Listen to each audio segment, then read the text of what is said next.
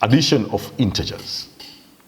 Kwenye addition of integers, we'll find something like this, -6 plus +9. In addition of integers, which is very important part.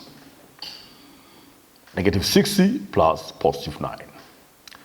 Sasa ili uelewe vizuri, let me take you to home life, maisha kawaida kabisa. Kama ushakwenda dukani siku moja kununua kitu bila kuwa na pesa, kwambia mama akirudi, unaambia muuza duka mama akirudi atalipa. Hiyo siku ulifanya negative, it was negative.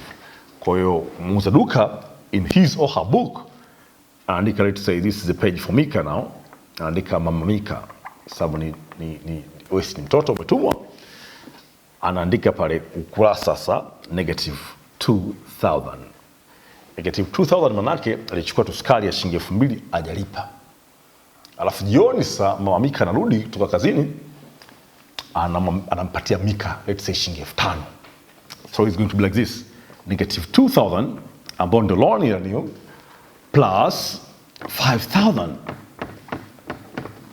mama kalipa Mika, understand? Amekupa 5000. So what you do, you go to shopkeeper there and tell him, take your money. Kama utakimbia kurudi nyumbani, huku kuna shida, you have to stand there boldly waiting for the change. You get the point? Unasubiria change for them. Akijisaulisha anambia, where is my change? And do you know how much is your change now? It's going to be 3000. Kwa sababu ni hela yako, it positive, ni cash in hand, your money tunaweka positive. Understand?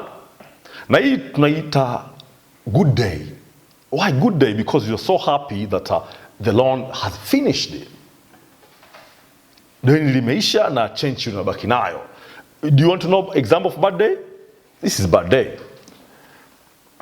Mama Mika ameenda asubuhi kukopa mkate, akasema akampromise muuza duka kwamba jioni mama kirudi tunamalizia deni.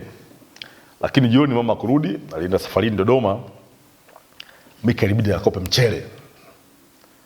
Akope nini? Mchele. Kwa Mr. muuza duka anaandika tena pale -3000 ya mchele. So here in mathematics is going to look like this now. -2000 plus -3000.